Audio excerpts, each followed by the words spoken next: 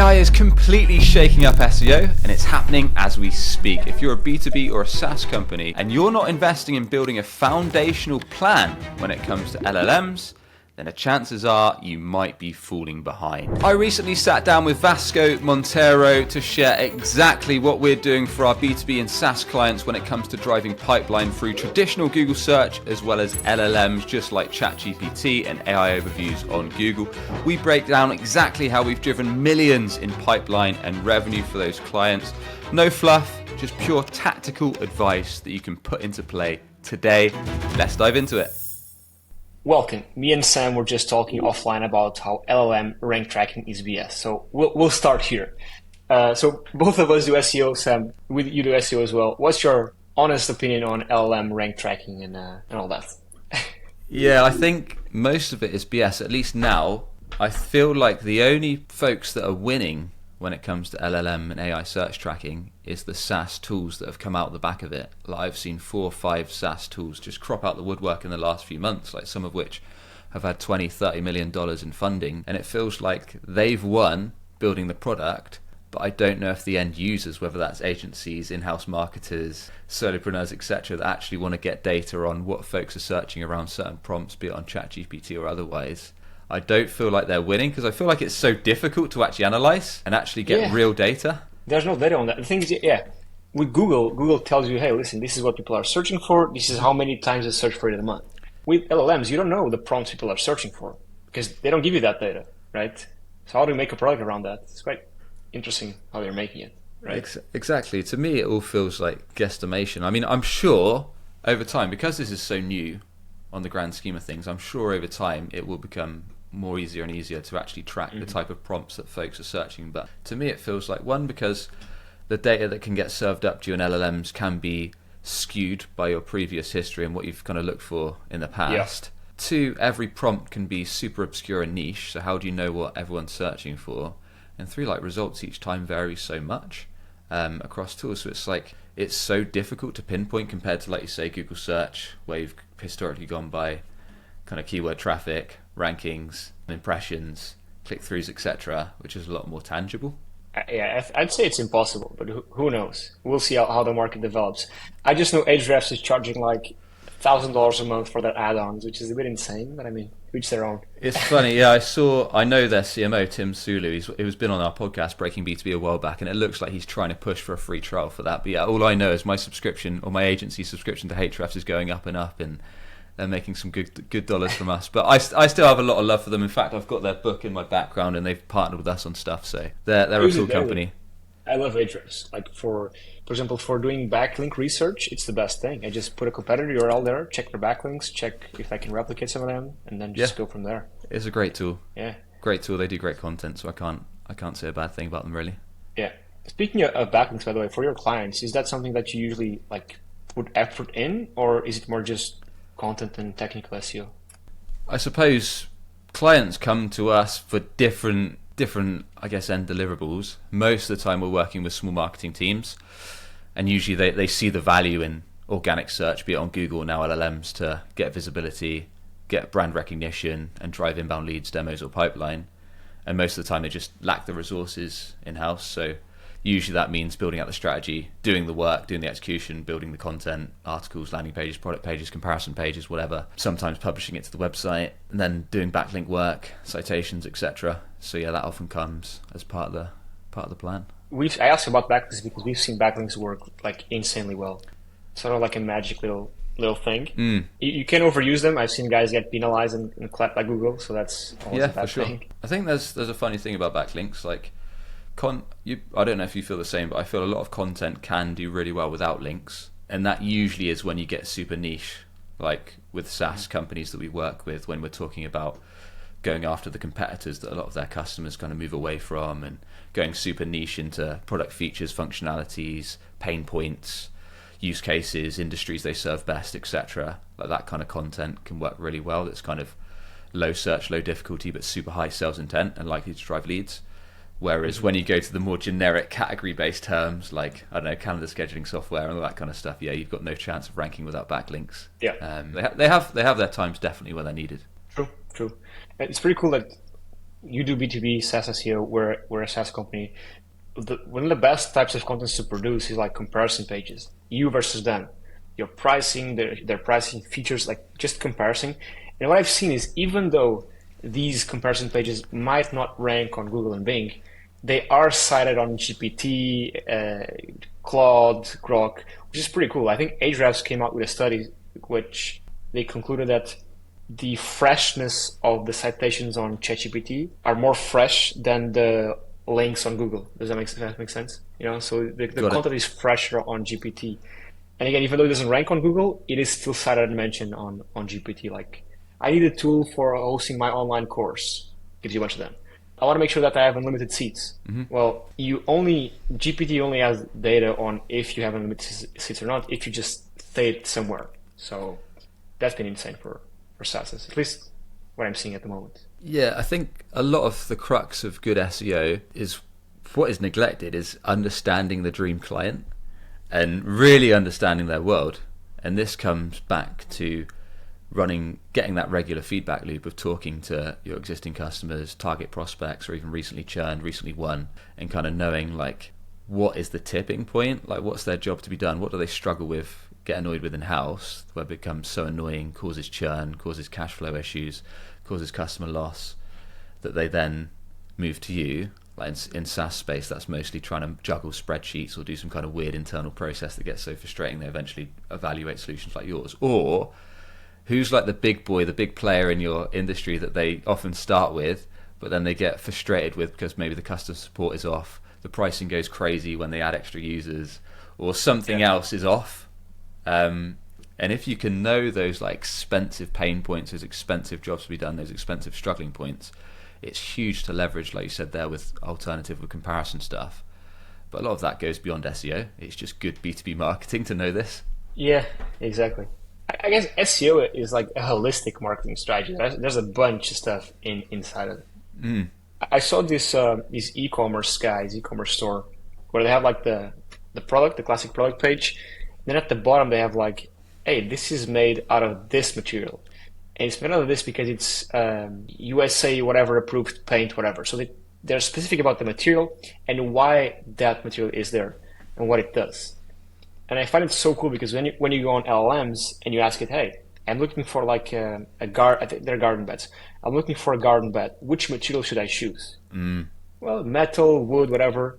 Okay, let me go with metal because it's more resistant. But then it tells you, hey, but metal can be like bad for your health. Okay, then find me a brand that has metal garden beds that's not bad for your health. These guys will show up because they mention it, they talk about it. So I think, at least that's my opinion, nowadays in the LLM space, it's all about giving as much context as you can about your product, your service, what you do, what you don't do, just putting it all out there. I think that's how you can win in the LLM space. What do you think? Definitely. I mean, it's not all that different from the good classic B2B and SaaS SEO playbook, right? Like working out the industries you serve best, working out the use cases, working out the features, working out the problems you solve, and prioritizing, working out the competitors that come up in sales calls to a frustrating amount, prioritizing that content, aka the pages that make sense for that content, and then going super deep, but not going super deep, i.e. getting ChatGPT to write you a load of BS, like you were going to supercharge your revenues in 100 days using this technological wizardry that doesn't even make sense, but leveraging the stuff you've learned from your customers and then writing it in language that they understand, the jargon they actually use internally, and then to your point, going deep on the topic, whether it's about a certain industry, a certain use case, a certain feature, or in this case, the fact that they're, I don't know, saving the environment or whatever it is relevant to this offer. But like you say, yeah, LLMs love that depth because think about it, people search on Google, like linking it back to SaaS, on Google a CMO might search best proposal software. On an LLM they might search, I run a 50 seat sales operation, we're struggling with this software, I need a sales software that has feature A, B and C within X and Y price point, I need it within this timeline and it has to have this capabilities. Like the searches are so much more granular. So it's thinking about that with the content that you put out and making it useful and obviously chunking it up on page so LLMs can easily pick it up and such. Yeah, I think that's the playbook, honestly. Do you have anything you've tested recently with LLMs that you found like how to manipulate? I have something pretty cool with Grok, but I want to hear if you have something as well.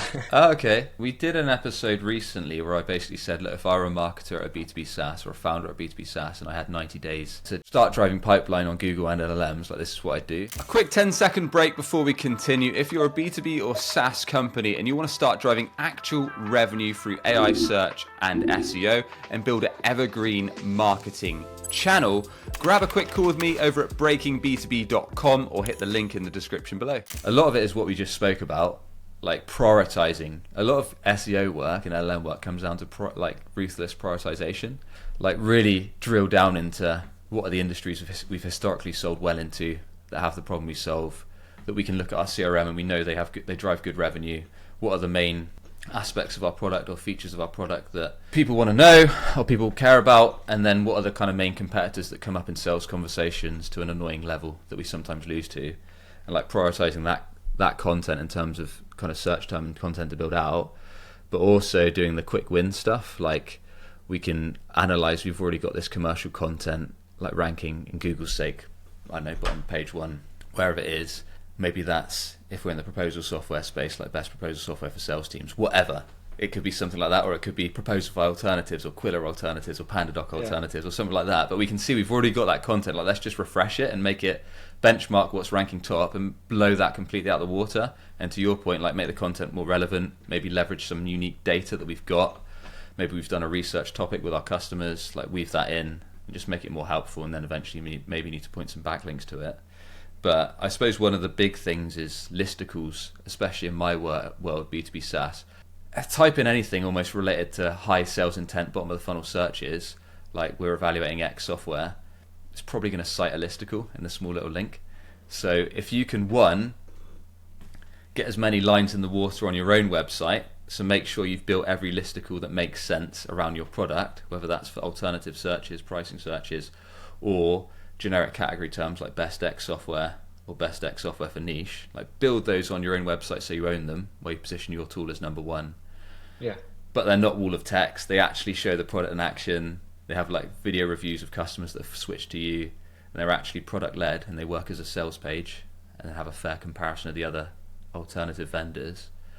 But then reach out to those. In this case, you could probably just do a Google search for what you're trying to rank for. Reach out to those listicles that are ranking top 3, top 4, top 5, and try and get a placement in the top 3 or 4 of their listicles, which you can quite often do. Like I think a lot of folks are scared to do it, but you can do it for free. Like we've done it quite a lot for Breaking B2B, just with a value exchange. So whether that's like you reach out to whoever's running marketing for their site or whoever makes sense, and then you offer them something like, we'll place you in this listicle, or we'll do a sponsored post about you, or invite you to our podcast, or add you to this webinar, something like that. There's usually some kind of low lift kind of value exchange, so you can get those placements and those lists. That's why I'm here, right? See, I got invited to this podcast because we're going to be ranking first on the listicle. I'm just kidding, but I think it's easier than people realize to just either pay or do them a favor, a value exchange, as you said. Yeah, to show up first. Yeah. Exactly, and there might be circumstances where it is pay to play and it makes sense because they're ranking top in Google search and there's good intent, there's good traffic to it, like you might as well just pay. But there might be others where you can do some kind of exchange. Those are a few, there's lots more.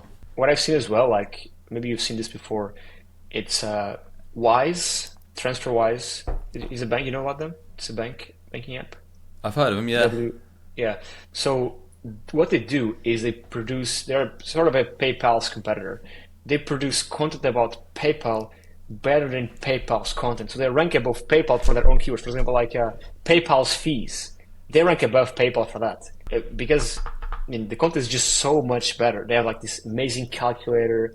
So that just goes to show you, if you can produce content about your competitors, about your other B2B or SaaS competitors, about them better than them. This is something we do on YouTube, like how to use competitor name, right? We want to start doing it more on like in written formats. Literally, how to use this tool or this feature in this competitor. Because you can literally just show them how to do it and then say, hey, listen, this is good. We have one that does it even better, even faster, even cheaper. Right? Yeah, completely agree. We get a lot. So I work with a lot of B2B SaaS teams, right? And so many, especially as you move more mid-market and enterprise, usually the bigger the organization, the more well-known, they're very scared to do this. Yeah. I think one, they're scared of legal, and also just folks on their team are like, oh, we shouldn't ever mention our competitors. A similar argument around sharing pricing on a B2B website, and we can get into that in a second. Like, not sharing pricing is ridiculous on any website, especially with LLMs, because they're going to share it anyway, just from sources you can't control.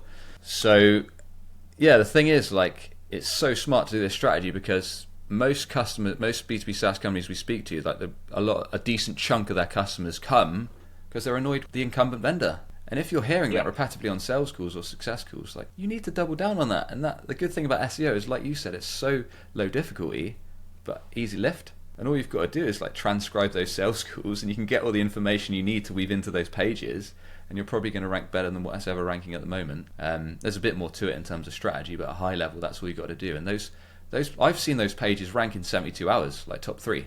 Yeah, and oftentimes, like, you're producing content about the competitors that they didn't even produce, so it's even easier, right?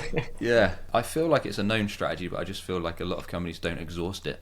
Like, they maybe do it a little bit, or they skip it, or just don't do it thoroughly. Yeah, I think more people should be doing it, because I think it works very well. It's bottom of the funnel, and it's easy to rank for. Yeah.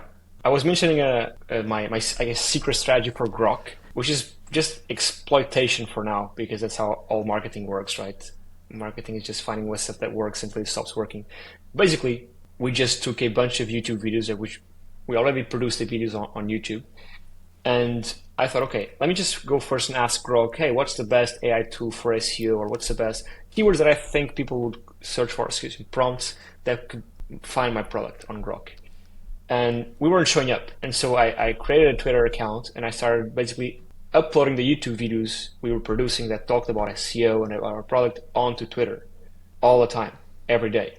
And eventually, when I went on Grok now and asked for stuff about SEO, well, suddenly we were being cited, because Grok is biased, right? Grok, as any LM is, they cite Twitter posts much more often than not. Makes sense. Just like, for example, GPT cites Bing, or excuse me, there's a correlation between Bing rankings and GPT. Did you hear about the Google thing recently with them, by the way?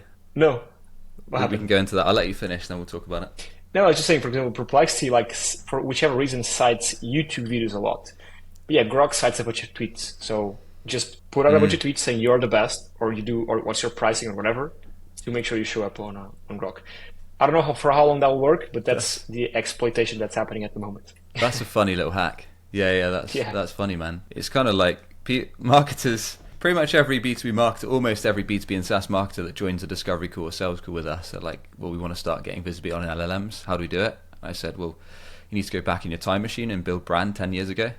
Because that's literally the companies that are winning on there. Like the ones that have got all this, because the long short of it is LLMs, like the Grok hack aside, they're pulling stuff from all over the web.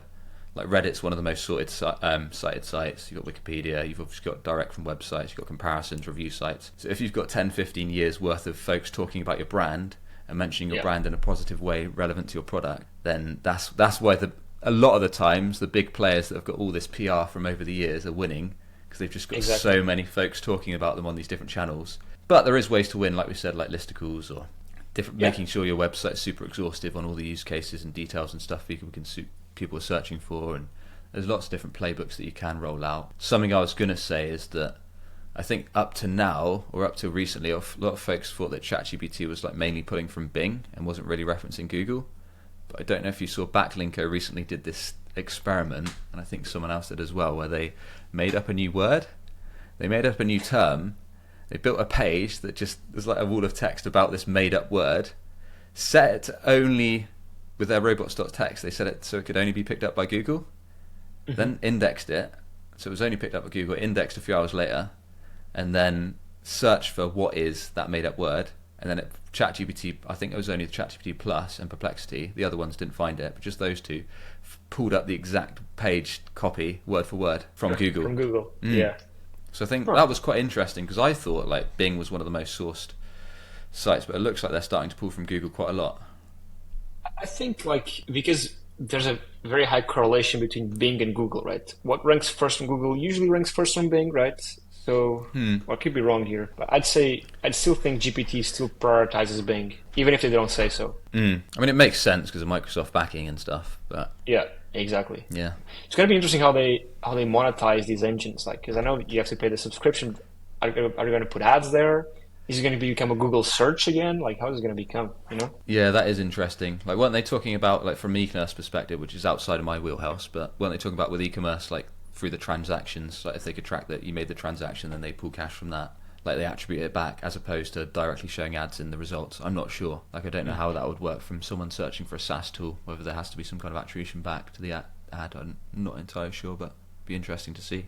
That could be interesting. That could be very interesting. It's as if like Google didn't have Google Ads, but they got a commission off of any sale would come from a result. That would be interesting. Yeah. Likewise, Google AI mode, once that rolls out more and more over the next year or so. Man, it's insane.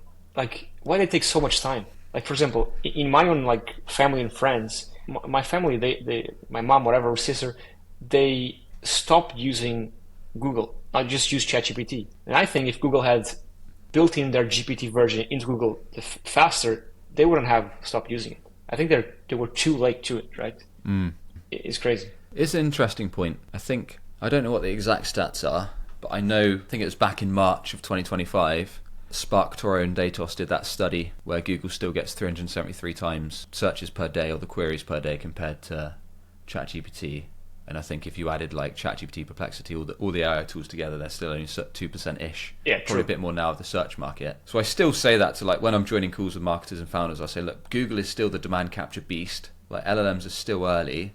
Like now's the time to build up your LLM foundation and make sure you're doing stuff that works for them. But a lot of the SEO playbook carries through. But there is some kind of nuances to showing up LLM. But definitely don't neglect Google because it still works very well to drive demand capture 100%. inbounds. I was just like, why didn't they still Google AI mode hasn't rolled out worldwide, right? So why don't do it faster? I don't know. Maybe should be. And it's hidden, right? You've got to click a link to go through to it. I don't even have it here. I'm in Portugal, so I don't even have it. No. Oh, okay, because I think we've got it in the UK, but you have to click the tab, so it's like kind of hidden. Yeah, maybe. Not too sure. But yeah, Google is still the biggest demand capture engine, I guess. Yeah, 1000%. Yeah. What else should we chat about in terms of SEO? I guess people love to call them different terms now. GEO, and I'm responsible for that because I do make content with all these search engines just because people are searching for them, right? So I just have to capitalize on that search intent. So GEO, I don't know, there's a bunch of terms. How do you feel about that? I often joke about it. I think I'm similar to you in the fact that I like to have a laugh when I'm creating content or when I'm talking to prospects or customers. And I'm like, yeah, GEO, AIO, LLMO, AEO, GIO, GIJO. Yeah. But it's all SEO, right? Like, it's still search. It's just search is changing from historically everyone thought of Google. Now it's going to kind of search everywhere. Like, I started talking about the 90-day playbook, and one of the other things I'm talking to companies about is if they've got resource. It's like, yeah, Google's still the beast. Obviously, LLMs are going to get more and more market share as time goes on. But because Reddit, especially, is sourced so much, especially in ChatGPT, it's like one of the most cited sites. Like, if you've got someone on your team that is a subject matter expert that can, I know there's tools now that can like basically notify you when someone talks about your niche or your industry in Reddit. If you've got someone that knows the Reddit game and that can go into relevant threads and subreddits and like comment useful stuff that's only mentioning your brand where relevant and just be a like super helpful resource, that can kind of start getting you some extra mentions. And Google pulls up Reddit quite a lot as well. So that's quite a nice strategy that I know some of my clients are rolling out, as well as the listicle plays, as well as the making your website super in depth like we talked about, and doing the brand mention pieces and the listicle pieces and all those other things that seem to get plugged by ChatGPT quite a lot. Yeah, Neil Patel calls it search everywhere optimization. It's still SEO, but just a different acronym. Neil knows all, man. Yeah, and now, as maybe you saw it, Instagram posts are going to get indexed, so that's maybe an opportunity for some parasite SEOs. I don't know, some exploitation, surely. Probably, yeah, there probably will be like a quick hack. I think I'm one of those weird SEOs that, like because I deal a lot with marketing teams and sometimes founders, but most of the companies we deal with have got a marketing team. A lot of the stuff I share comes back to B2B fundamentals. Like, if you're only going to do SEO as a channel or now search everywhere, it's probably not going to be that great. Like, everything's got to be looked at as a B2B ecosystem. Like, so many, like, take our own leads, for example. Like, when folks book a call with us at Breaking B2B to discuss SEO, sometimes they'll put on, how did you hear about us? Like, we found you through YouTube or the podcast or LinkedIn. And I'll always ask them again when they join the Zoom call. I'll be like, well, how did you stumble upon us today? Like, what made you take the time to inquire with us? Like, you've got so many SEO agencies, why us? I'll be like, did you find us on Google? And they'll be like, well, yeah, I searched for like B2B SaaS SEO agency or something like that. And I'll be like, oh, right, then you acquired. No.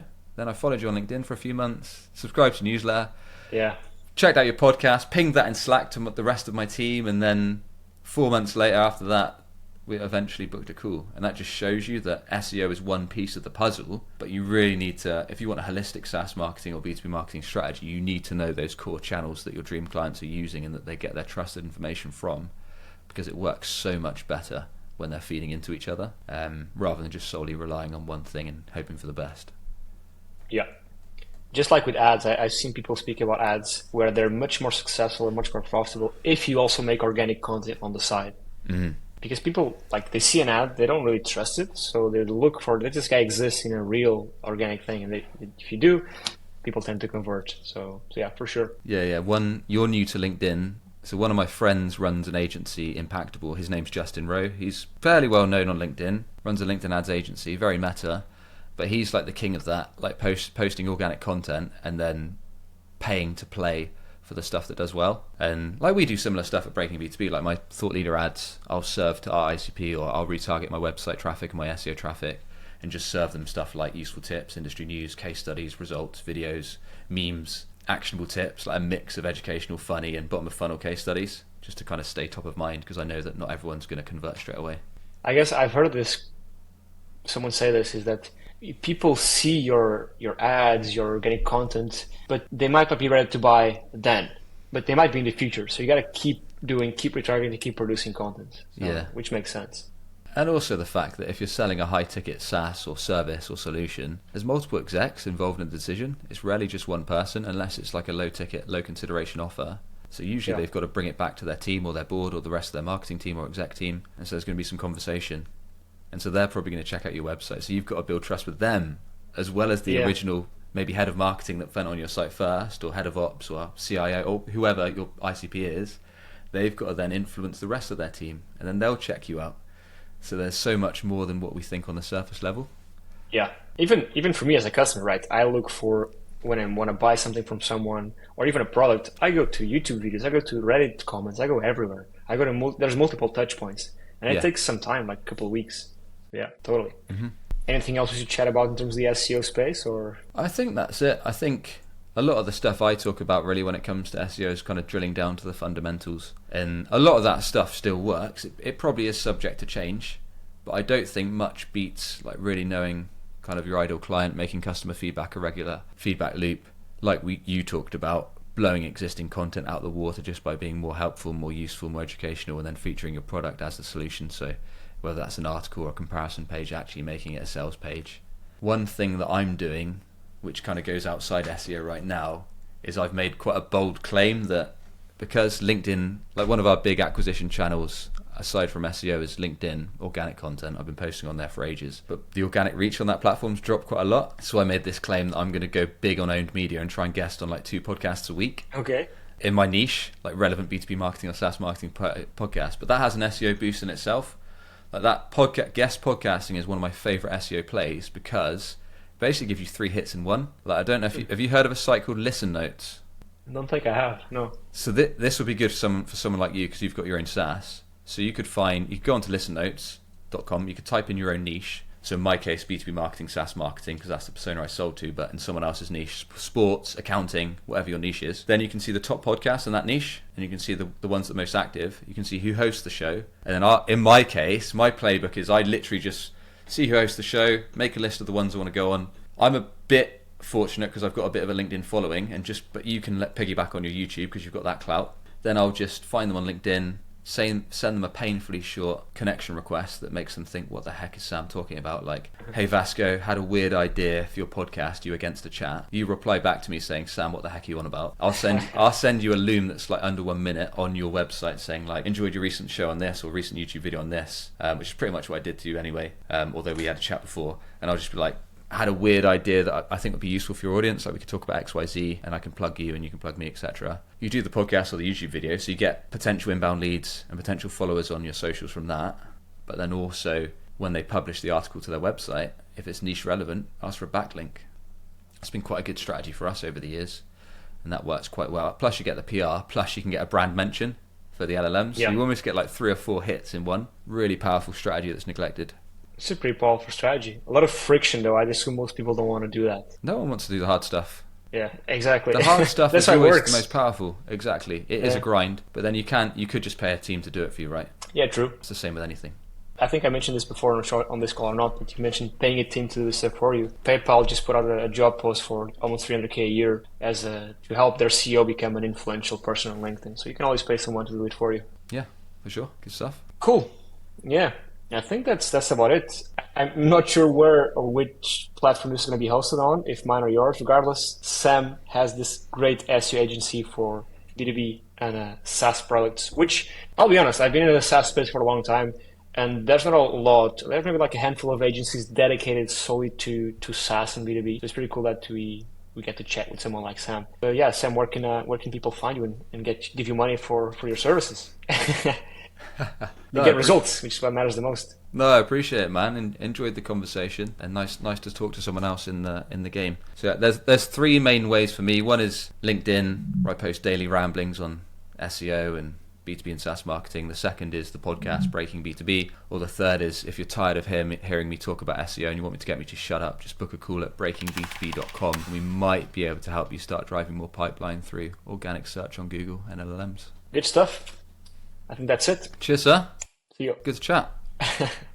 I hope you got some nice insights from this one. If you're a B2B or a SaaS company that's frustrated you're not driving a steady flow of pipeline through organic search on Google and now AI searches, why not grab a call with myself over at breakingb2b.com, and we can chat through exactly where your business is at now, where you'd like to get to, see if we're a decent match to start driving qualified pipeline, visibility, mindshare, and most importantly, revenue through a solid SEO program for your business. So that's breakingb2b.com, or hit the link in the description below.